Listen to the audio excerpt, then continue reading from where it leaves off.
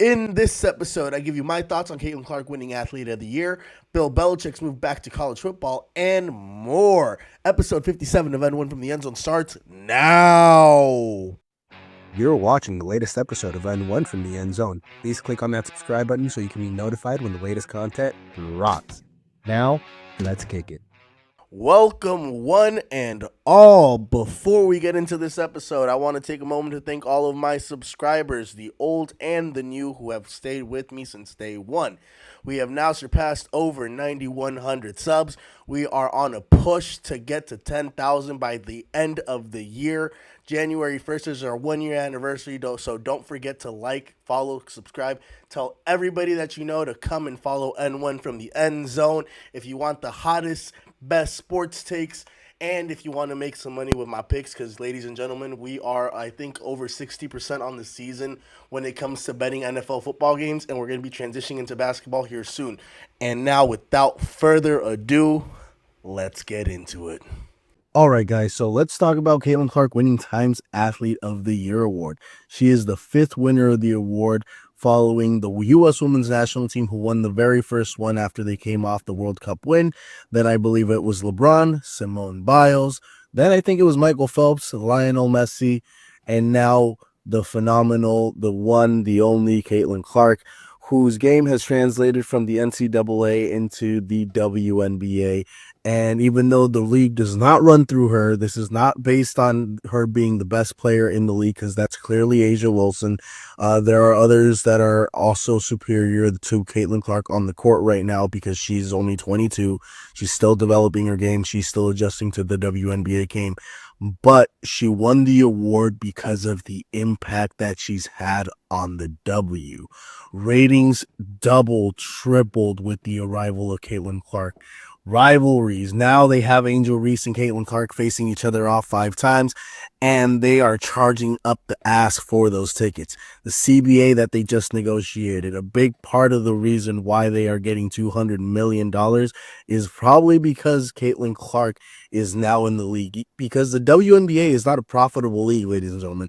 Don't let anybody fool you. Even though they just signed a new CBA for $200 million, Caitlin Clark is a big reason why. Not to mention the fact that they weren't flying their players to games. They now have chartered flights. They didn't have chartered flights until Caitlin Clark arrived into the league, and that was because of the outrage that the public had. This is great for the WNBA because the WNBA, like Shayla Johnson, who I'm going to play her comments here in a bit, said has been around 28 years. It's not been profitable in the 28 years. And with all due respect to the African-American women who have built the league, if it wasn't for me running down and knowing who A'ja Wilson is because of how popular the WNBA has been the last couple of years, because of the arrival of Caitlin Clark coming to the league this year, because it's been a build-up for over 2 years. They've been promoting it. They've been talking about it for over 2 years. That's why I know who certain players are in the WNBA. If it wasn't for that, the only real players that I'd known is Candace Parker, Diana Taurasi, and Sue Bird, because those are legendary players, and I know they talked about those women playing ball while I was growing up.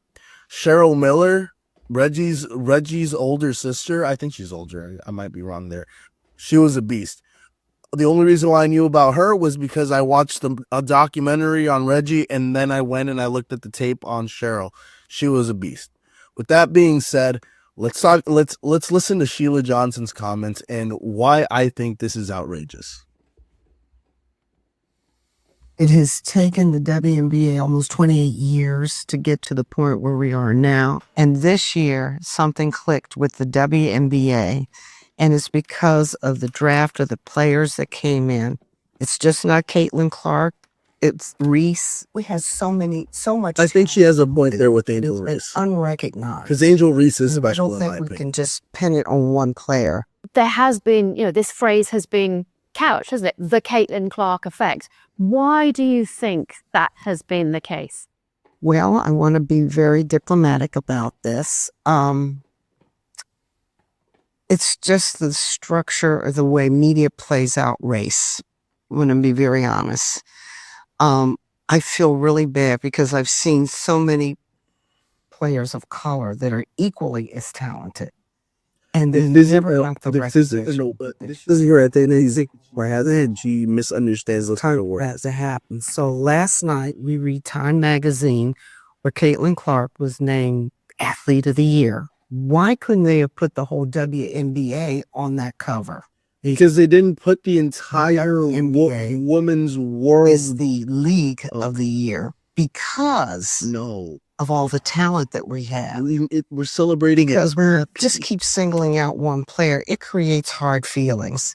And so now you're starting to hear stories of racism with their area. And I don't let it hear laying to the fuel. We have got to operate and become stronger as a league and respect everybody that's playing. Yes. And embracing the players that you have in it. It's funny hearing those comments, mainly because of the fact that you're not celebrating her for her achievement. Yes, there are a lot more talented players in the league, but they haven't had the impact Caitlin Clark has had in the short amount of time that she's been in the league. That's why she's getting the award. It's the same thing. It's the same reason why Simone Biles won the award. Her impact in women's gymnastics worldwide is the reason why she won the award. LeBron James won the award because the impact that he has globally.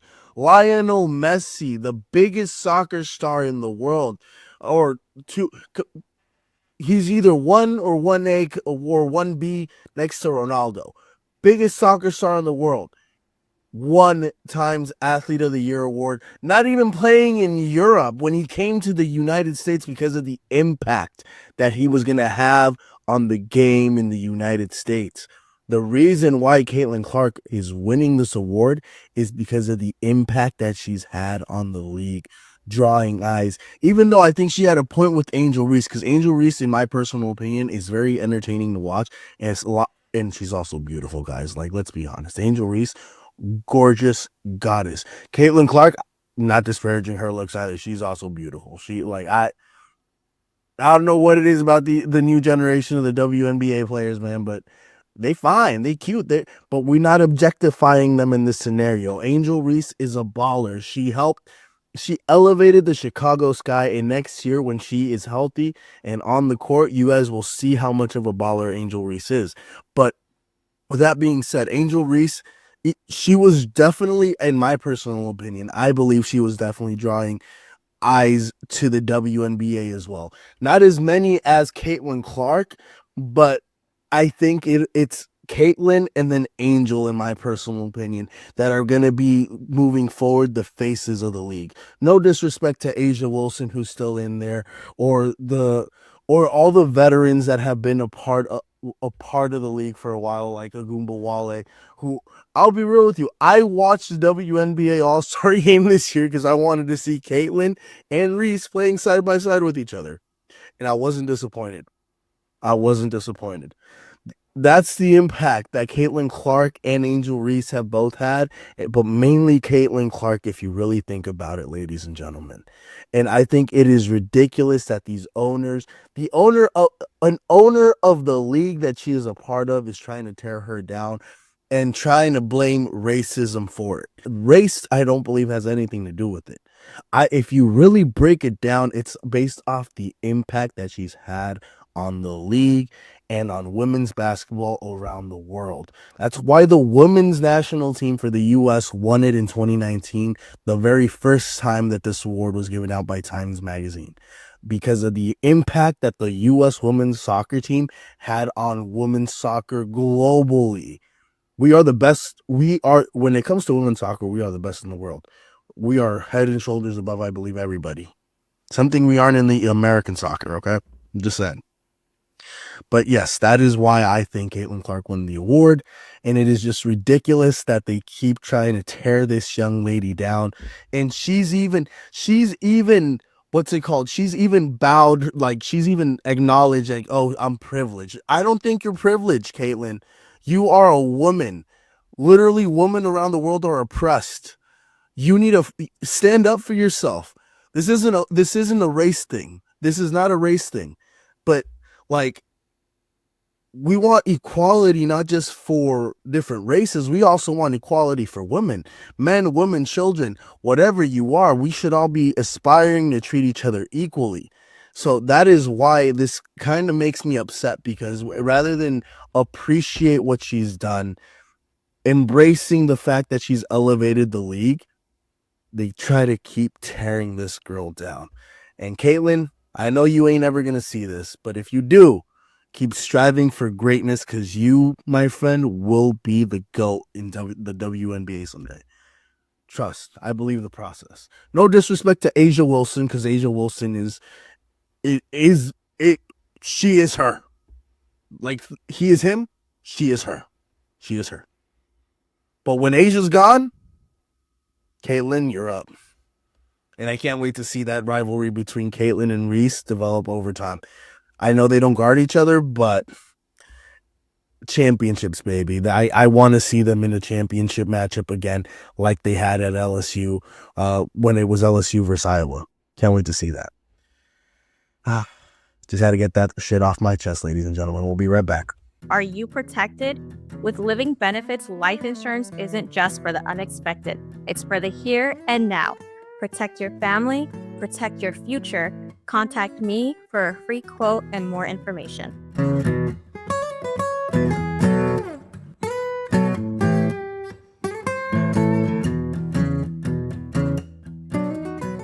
Guys, have you heard? Nelson, tell the people.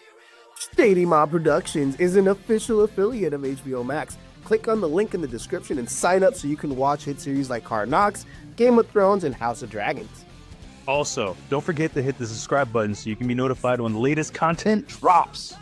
All right, ladies and gentlemen, so let's talk about Bill Belichick going to UNC and pursuing college football. He's essentially assembled his old squad, getting the gang back together, and he's actually going to be running a pro-style organization and pro-style system down in UNC, which I think if he had to do the amount of recruiting, or if college football was what it was, let's say 5 years ago before NIL took place, then I don't think Bill would be making this move. But because college football is legitimately a business now, where there's name, image, and likeness, where kids are actually getting paid, Bill can actually operate in this style of football. He can go and get the best players. He can go and build a team that is ready to compete in a year.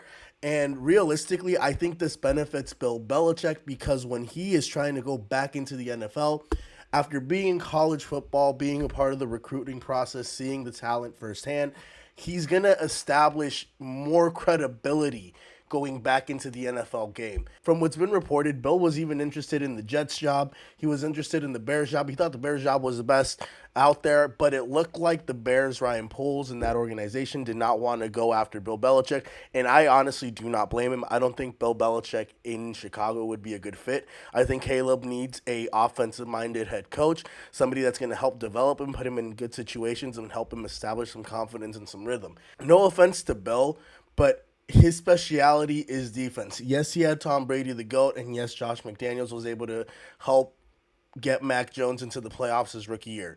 But I don't know if Josh McDaniels would even be coming back with Bill into the NFL. I thought when Bill was going to come back to coaching, essentially, Josh McDaniels was also going to come back with him. That doesn't seem like it's happened at UNC. Maybe it does when Bill goes back to the NFL.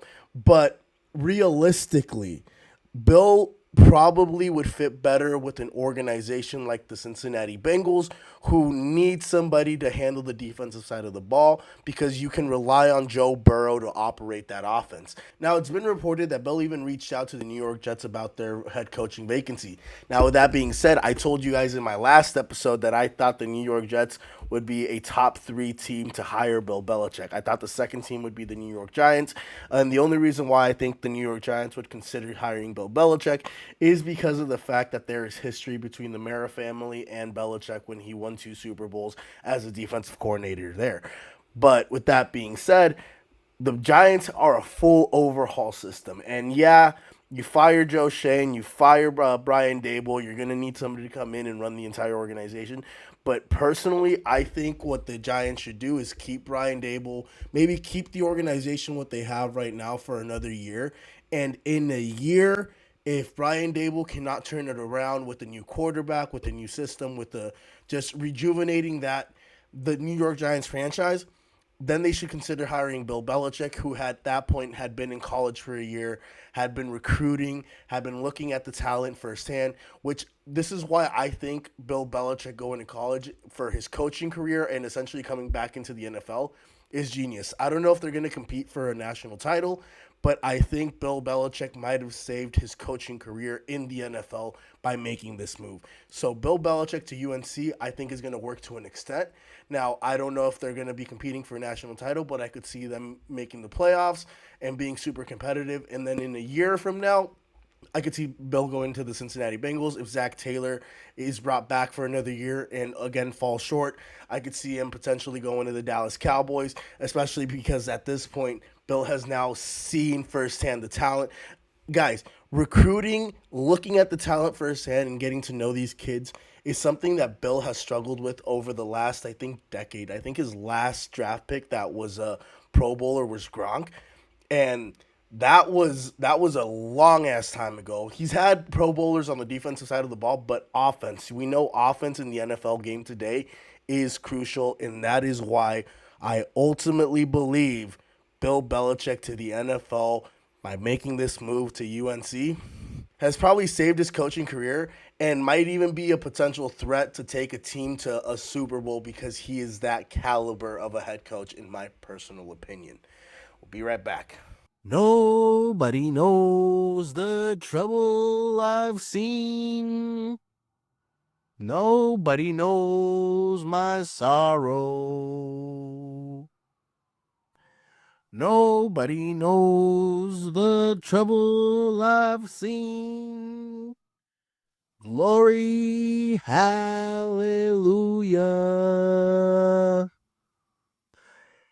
Here lies my hopes for the 2024 NFL season for the San Francisco 49ers. I'm not going to lie, ladies and gentlemen. Yesterday was a tough day. Sunday was a very, very tough day. I know we were eliminated earlier in the day because the Eagles were not able to hold off the Washington Commander comeback, even though they did put up 30 points. That just goes to show you their defense is ass. I'm just saying. Maybe I'm exaggerating a little bit just because I'm hurt. I'm hurt because I put money on the Eagles to win, and the one time all fucking season that I bet on the Eagles, they fucking let me down. They let me down. So I am salty. But not just that. We had an opportunity to go out there against Miami and go out there with pride. Go out there and just win a ball game. If our season's over, their season had to be over too, you know? And we just couldn't do that. And yeah, I've been saying all season that this has been the season from hell. Charvarius and Trent both dealing with personal family matters that are really, one can only imagine how they're coping with everything. Then we're dealing with injuries.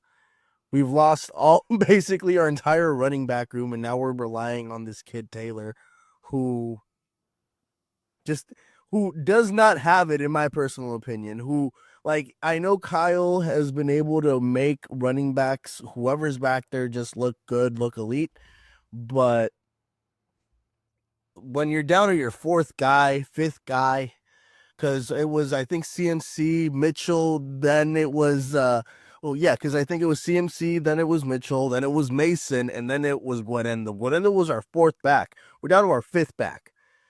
And we just don't have it. I'm still a Brock believer. I think this has been a development year where we're learning how to win with Brock. We're seeing what works, what doesn't work. I officially, I think the pressure's off the Niners. Do I think they should pay Brock? I do. I think if you put Brock in a playoff situation where he has to win you a ball game where it matters the most, I think Brock can come in clutch. Which is funny because the Niners over the last 22 years, we either make it to the NFC Championship game or we miss the playoffs entirely. and the streak continues, ladies and gentlemen. We either make the NFC Championship game or we just don't make the playoffs.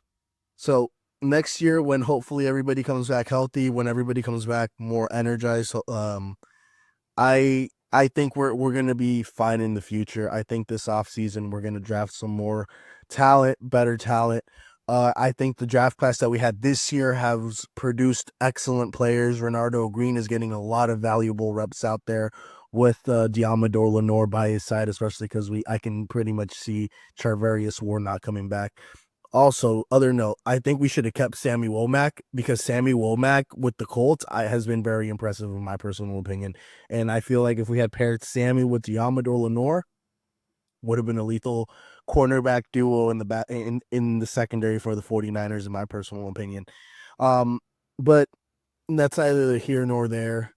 There's going to be a lot of major changes this offseason, especially because a lot of contracts are up and we need to open up some salary cap space.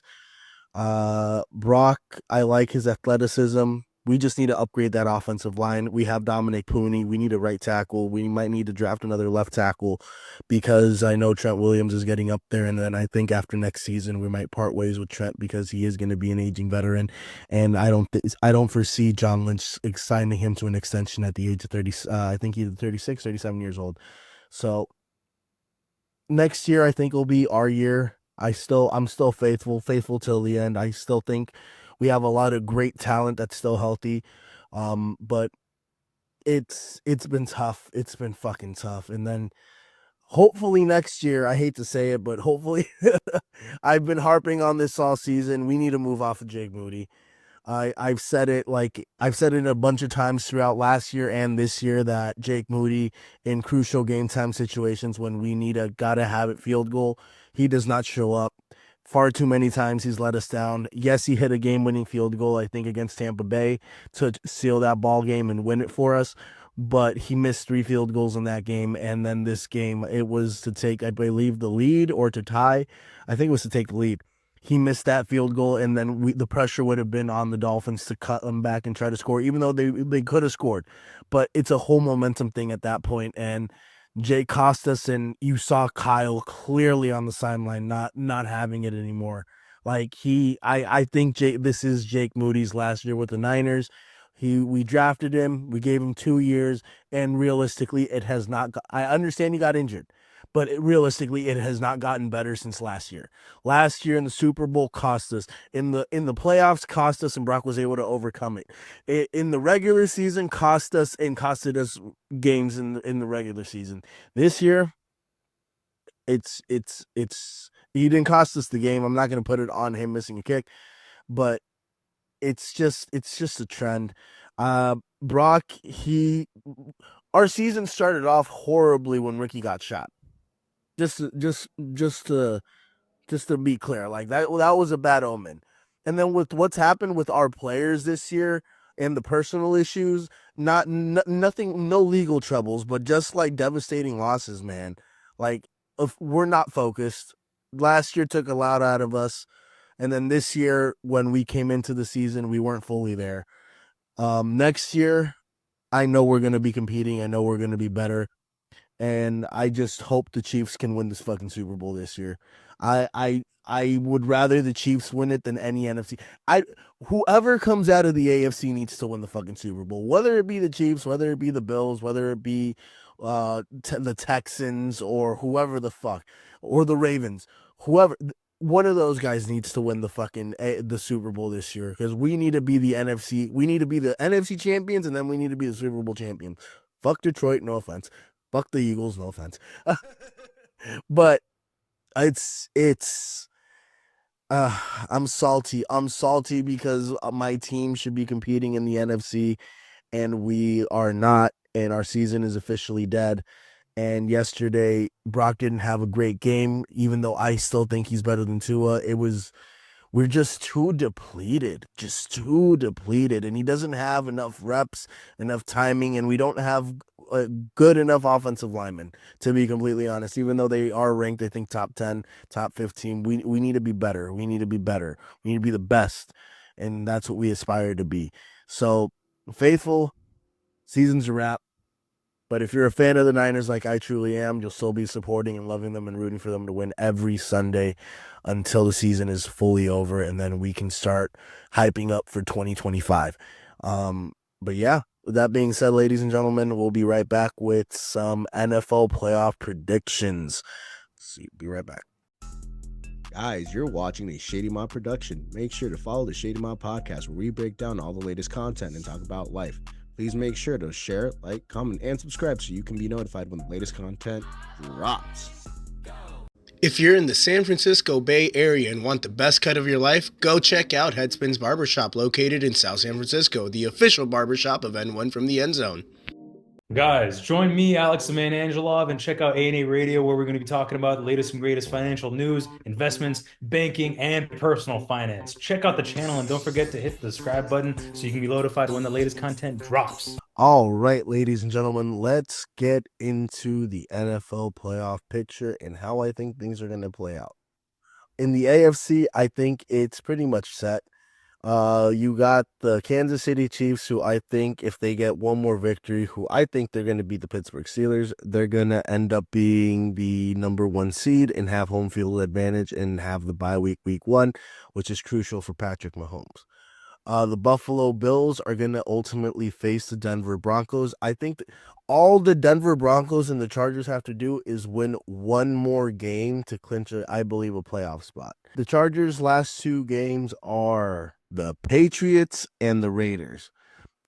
If Justin Herbert cannot get one win against one of those 2 teams, they wasted their money on him realistically. So with Jim Harbaugh, you can guarantee the Chargers are making the playoffs. The Broncos' last 2 games, ladies and gentlemen, they are facing the Bengals and the Chiefs. Now, they had the Chiefs beat in their matchup. And if they beat the Bengals straight up this weekend, they clinch their playoff spot. They don't got to worry about the Bengals. If the Bengals win, then they got to beat the Chiefs. And the Chiefs might be playing their players. Hopefully, if they beat the Pittsburgh Steelers, they'll be resting, and you never know. But you got to beat the Bengals.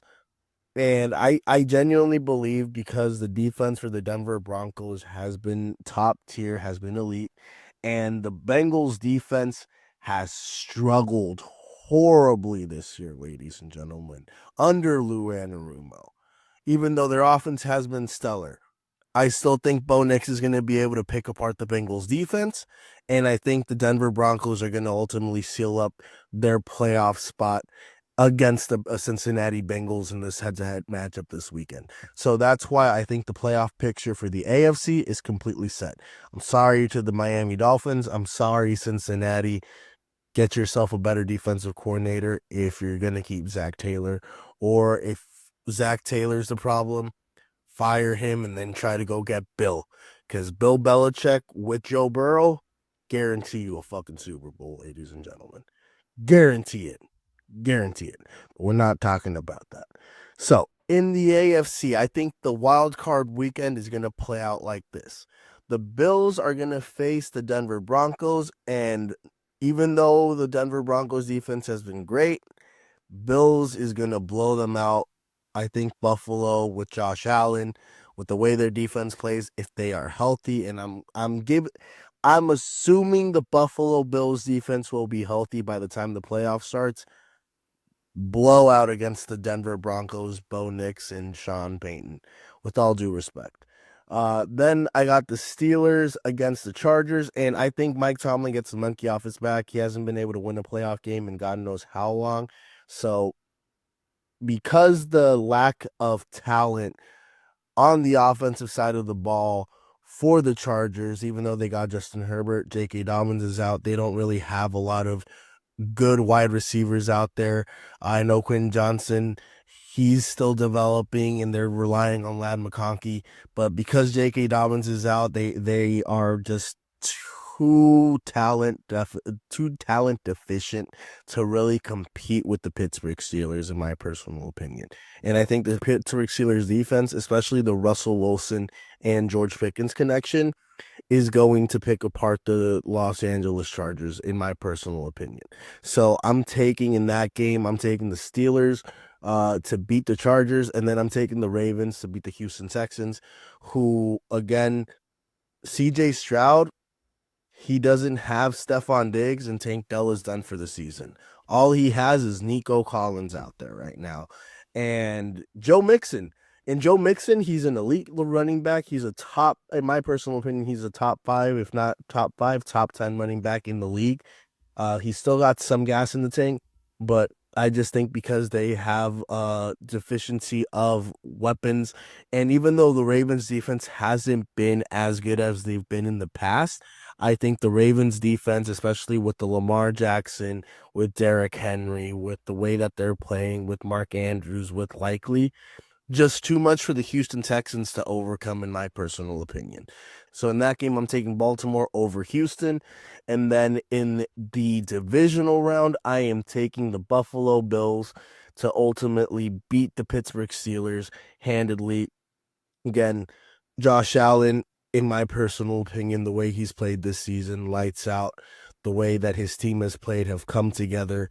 I just think it's going to be too much for the Pittsburgh Steelers, who, even though they have Russell Wilson and that George Pickens connection and a great defense, Josh Allen just elevates the entire offense and is just leaps and bounds better. And the Bills, in my personal opinion, they're the second best team in the AFC.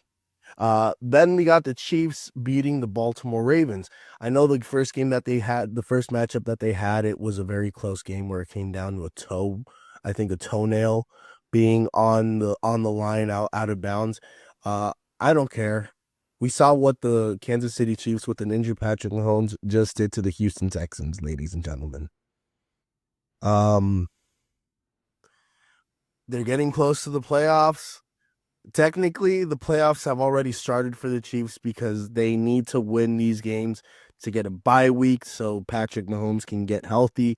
And now they're playing Kansas City Chiefs football, and I think they're going to continue playing this way until the playoffs start. They're going to get into the rhythm, and they're going to get into their real playbook.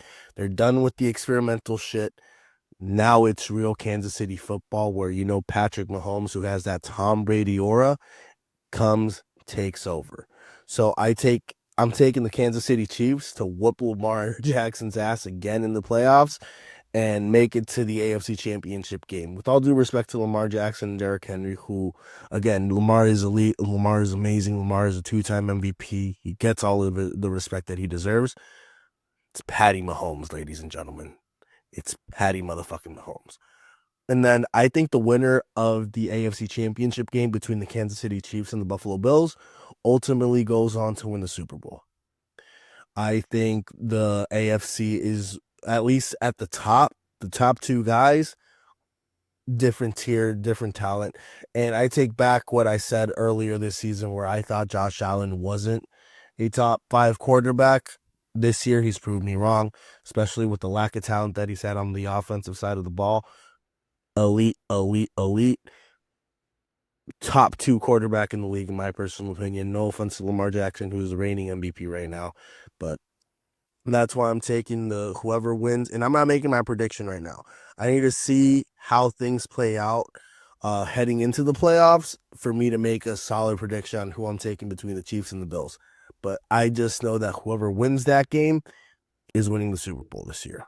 Now, let's move over to the NFC side. All right, so on the NFC side, ladies and gentlemen, we got Detroit at the 1 seed at 13-2, Philadelphia in the 2nd seed at 12-3, Los Angeles Rams, who are going to ultimately win the division and be the 3 seed, Atlanta Falcons right now as the 4 seed, and I think they actually bow out and lose, and Tampa takes the 4th seed and wins that division. Then we got Minnesota at the 5 seed at 13-2, Green Bay at 11-4 in the 6th seed, and then Washington Commanders in the 7th seed at 10-5. Realistically, the only change that I really see happening is Atlanta and Tampa switching, and I think Tampa ultimately wins that division. I think it is asking too much of a young Michael Penix Jr., a rookie who is going to get his second start, to realistically go out there and beat the Washington Commanders this week, who are still alive for the division and ultimately the second seed in the NFC if the Eagles lose out. And realistically, I think the Eagles missed their opportunity to be in contention for the 1 seed. I think either Detroit or Minnesota end up being the 1 seed, and I wouldn't be surprised if Minnesota, with Kevin O'Connell, the way that Sam Darnold has played, dude, the Vikings remind me so much of my San Francisco fucking 49ers. I'm not joking. They say he doesn't have a good run game. He's got Aaron Jones back there. Aaron Jones ain't no fucking scrub. He's got Justin Jefferson, Jordan Addison. I forget the other guy's name, but he's got guys out there, guys. Sam Darnold ain't playing with no scrubs. And I hate to say it, I think Sam Darnold should stay in Minnesota to just continue playing with the guys that he's playing, because Sam Darnold, like my guy Brock, needs good talent around him to make him a viable and good quarterback. And yes, he can help with development, but it also comes down to the head coach. And there's not a lot of good head coaches out there in the NFL, ladies and gentlemen. And Kevin O'Connell is an excellent head coach, in my personal opinion. So I wouldn't be surprised if Minnesota wins out and beats Detroit for the 1 seed. I think Philadelphia is locked in at the 2. I think the Rams win the division. I think the Tampa Bay Buccaneers end up getting the 4 seed and winning their division because they got the Saints and the Panthers to end their season. And I think I believe in Baker Mayfield, even though he's had to deal with a lot of wide receiver injuries. He's actually been able to elevate his wide receiver talent, in my personal opinion, and they've looked good. I think Baker's going to win out and make the playoffs, in my personal opinion. Then you got Minnesota, Green Bay, and the Washington Commanders. Now, for all intents and purposes, we're going to just say Detroit's the 1 seed and Minnesota ends up being the 5 seed, okay? But the way I see this playing out, Philadelphia, when it comes to facing the Commanders, and if they are healthy, they should beat the Commanders handily. There is no reason why, with a healthy Jalen Hurts, with the healthy Saquon Barkley, A.J. Brown, and Devontae Smith, the Commanders beat the Philadelphia Eagles at Lincoln Field. There's no way. I'm sorry. I know that it just happened because the defense for the Eagles didn't fucking show up, even though their offense still managed to put up 30 fucking points with Kenny Pickett. I don't think there's a realistic way that they are going to be able to beat them a second time in Philadelphia. Now, if it does happen, they need to fucking fire Nick Sirianni, because that's back-to-back years where you're out in the first round and it's a disaster to end your season, because that classifies as a disaster. Yes, you had a dominant season. Yes, you made the playoffs, but it would be a disaster if you are out against the Commanders in the first round with all your guys. So I think Philadelphia wins that first game. I think Green Bay beats the Los Angeles Rams, just out of the fact that I think right now Jordan Love is, in my personal opinion, a much better quarterback than Matthew Stafford. I think the defense for the Packers is good. I like the offensive talent that they have on the Packers. I love Jaden Reed. Jaden Reed is my fucking guy. Kraft is a great tight end. And then you still got Josh Jacobs back there. So I'm taking the Packers over the Rams, who have an aging Matthew Stafford, who is injury prone who is injury prone. Throughout his career, he's been injury prone. He is a Super Bowl champion, not trying to disrespect him. And I know they swept my Niners, not trying to talk shit, but Kenyon Mitchell or Kenyon Williams, the running back, he's okay. I like Josh Jacobs a lot more. And I know they got Puka and they got Cooper, but again, Jaden Reed deep threat over the top. You got Christian Watson, you got Wicks, you got Dobbs. You got a lot. You got a lot more receivers and a lot more receiver talent, a lot more depth on the Packers side of the ball. So I'm taking the Packers over the Rams in SoFi Stadium, especially because I think it's going to be like a 50-50 Packer-Rams because I don't think they have a real home field advantage. And then I'm taking the Minnesota Vikings to beat the Tampa Bay Buccaneers. I'm taking the Minnesota Vikings to beat the Tampa Bay Buccaneers. Now, if Detroit ends up being the 5 seed and then Tampa Bay has to face Detroit, who they've already faced and beaten this year. So, yeah. Detroit needs to win out. Detroit needs to hold on to that 1 seed for dear life because they don't want to face a team that's already beaten them. Granted, they were actually Tampa Bay was a lot healthier at that point. Yeah, actually, never mind. No, it won't matter. It won't matter if they face Detroit. It won't matter if they face Minnesota. Tampa Bay is losing in the first round. I just think there's just too many injuries. Injuries are going to catch up to them, and realistically, that defense can be had. I know Todd Bowles is a defensive-minded coordinator or a defensive-minded head coach, but it's been had a little bit way too much, in my personal opinion, this season, and I think they lose in the first round to either Minnesota or Detroit. Now, in the second round, you would have the Philadelphia Eagles going up against the Green Bay Packers in a rematch from Week 1 in Rio. And oof. I'm tempted. I'm tempted to take the Packers. Go Pack, go. Go Pack, go. And I was very adamant. I was hesitant on Jordan Love. I know. If you go back, you watch some of my older stuff, I was very hesitant on Jordan Love. But realistically, Jordan Love has come into his own. He's been playing phenomenal football. And again, as long as they can feed the ball to Jaden Reed, because when Jaden Reed does not have an impact on the game, the Packers tend to lose those games. But if you feed the ball to Jaden Reed, if you feed the ball to Josh Jacobs, if you feed the ball to Tucker Kraft, you're going to win that game. And I think in game 2, I think the Packers ultimately beat the Philadelphia Eagles, even if it's in Philadelphia for real this time. Go Pack, go over the Philadelphia Eagles in the divisional round. And then I'm taking the Minnesota Vikings versus Detroit. Yeah, taking Minnesota. Minnesota is my San Francisco 49ers this year. Again, I'm not envious of Sam Darnold's success. I don't wish he was my quarterback at all. But the way Kevin O'Connell is running that system over in Minnesota, the way Sam Darnold is playing with the talent around him, taking Minnesota against Detroit, especially because I think they're just too injury depleted, especially on the defensive side of the ball. You're in shootouts constantly. I know they just beat the Chicago Bears handily, but they're just in way too many shootouts, way too often. And I think Minnesota's defense is going to be able to hold Jared Goff. I know they faced him, and I think they beat him handily.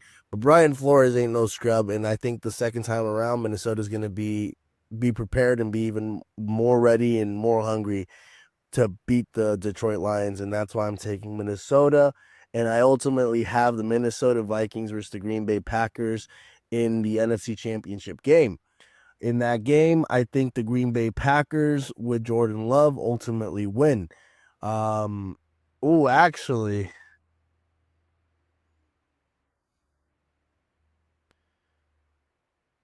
you know what? I believe in miracles. Give me a Minnesota fucking miracle, ladies and gentlemen. Give me a Minnesota fucking miracle. I'm taking Sam Darnold. I'm taking the Vikings. They're making the Super Bowl. They're deep. Like I know what I said earlier, and I know Jordan Love is an elite quarterback. He's elite. He's top 10. I'll give Jordan Love his top 10 respect. He's definitely earned it this season. With that being said, you don't got to be a top 10 quarterback to make it to the Super Bowl, especially if you got top 10 talent around you. And Addison and Jefferson, they're top 10 talent. They're top 10 receivers in this league. Aaron Jones, if he's not a top 10 running back, then I don't know what the fuck he is. And then who's their tight end? TJ Hawkinson? I think Hawkinson's their tight end, right? If he's not top 10, he's still top 15 or top 12.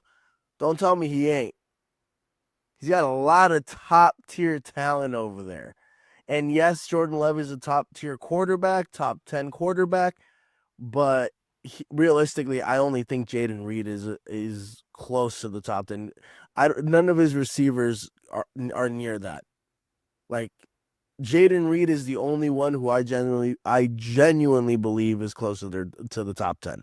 But I still think he's around the 15th or 14th, maybe 16th guy in the league. Josh Jacobs, he's definitely a top 10 running back.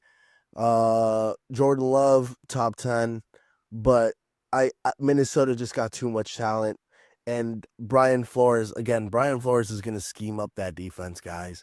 He's going to, and it'll be Minnesota versus the winner of the Bills versus the Chiefs. And whoever wins Buffalo versus Buffalo Chiefs is going to ultimately win the Super Bowl against Minnesota. And that's how I think the playoffs are going to go. Now, if it does end up going like that, you can best believe I'm going to be replaying this fucking clip. And you guys can give me all the credibility in the fucking world because I am a fortune teller. Now, with that being said, got to get out of here, ladies and gentlemen. So, guys, I hope you all have a happy new year. Merry Christmas. Enjoy it with your loved ones. If you don't want to be with your loved ones, just enjoy it with yourself. Remember to always love yourselves, always appreciate yourselves. It's been an incredible year, ladies and gentlemen. I love you all. I appreciate you all for being a part of Anyone from the End Zone, being a part of my journey as well. I hope you're enjoying these episodes. I hope you're leaving comments. I hope you're leaving likes, and I hope you have enjoyed your N1 from the End Zone experience. Guys, please subscribe, like, and comment on the video. Share this with your friends, families, partners. Make some money with my picks, even though we had a losing week this week. It's okay. Listen to my sports takes or just watch for some positivity. Always remember, desire is power, and if you desire to be great, you have the power to be great. Thank you for watching another episode of Anyone from the End Zone. I appreciate all of you guys. Stay tuned for more.